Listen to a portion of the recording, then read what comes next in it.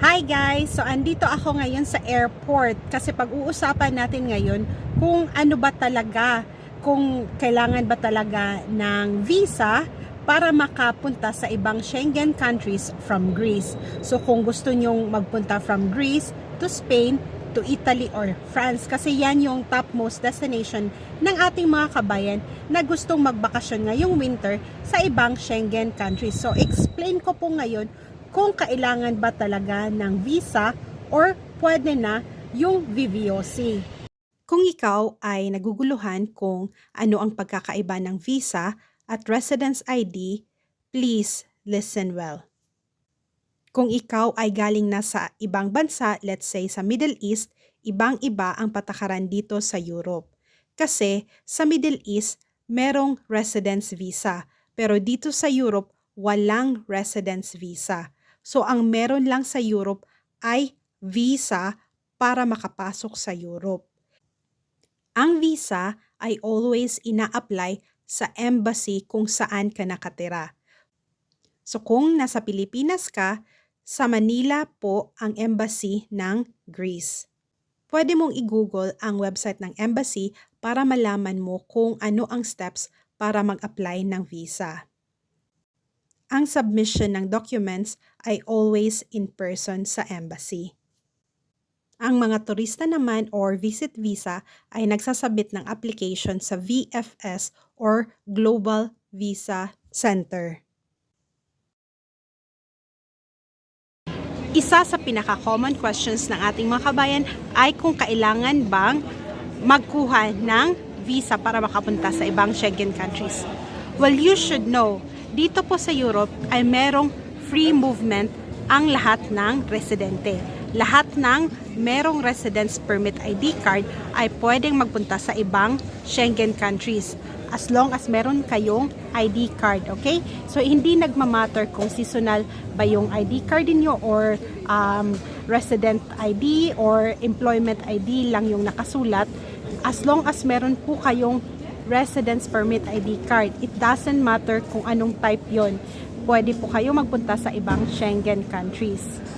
Kung wala pa po yung residence permit ID card nyo, at VVOC lang yung hawak nyo, ay hindi po yun enough para makapag-travel sa ibang Schengen countries. Kung meron pa kayong valid visa, kung hindi pa na-expire yung visa ninyo, is good news. Pwede pa po kayong magpunta sa ibang Schengen countries. Basahin mo lang ng maigi kung anong nakasulat sa visa mo. Kung valid pa ito, ay pwede kang magpunta sa ibang Schengen countries. Pag ang visa mo ay nag-expire na, dito nagkakaiba ang polisiya compared sa Middle East. Kasi dito sa Europe, hindi nagre-renew ng visa. Kung gusto mo magstay longer sa Europe, kailangan mo mag-apply ng residence permit ID card para siyang green card sa USA. Kasi sa USA rin, walang residence visa, kundi green card ID ang meron sila. So, dito sa Europe, tinatawag ng iba blue card.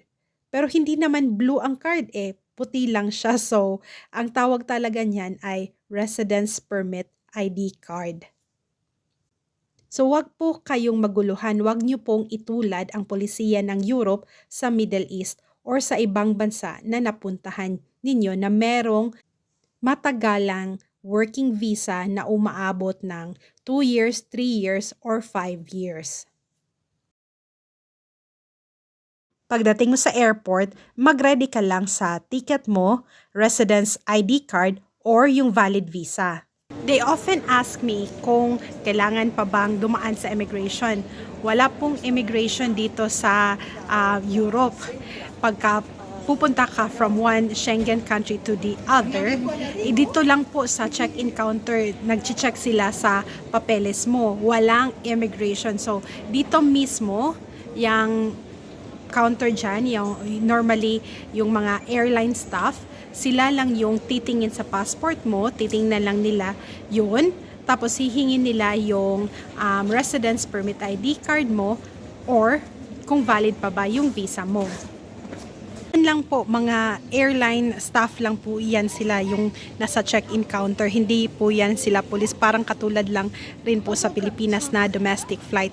So pagkatapos mong mag-check-in, pagkatapos mong i-drop off yung baggage mo, diretso ka lang doon sa departure. Ang airport dito sa Europe ay ibang-iba sa Pilipinas. Mapapansin mo na walang mga staff. Diyan sa departure gate, isang babae lang ang nakatayo. Isang tao lang ang nag-a-assist sa mga families na merong stroller or yung mga naka-wheelchair at yung mga hindi marunong gumamit sa automatic system. So pagkatapos mong mag-check-in at mag-drop off ng baggage mo, diretso ka lang dito sa machine. Sa mga nag-online check-in, diretso na lang dito at iscan yung QR code, hindi na dadaan sa check-in counter. Boarding pass lang ang chine-check ng machine. Ini-scan lang nila ang boarding pass from their cellphone or yung printed. So, makikita mo na super bilis.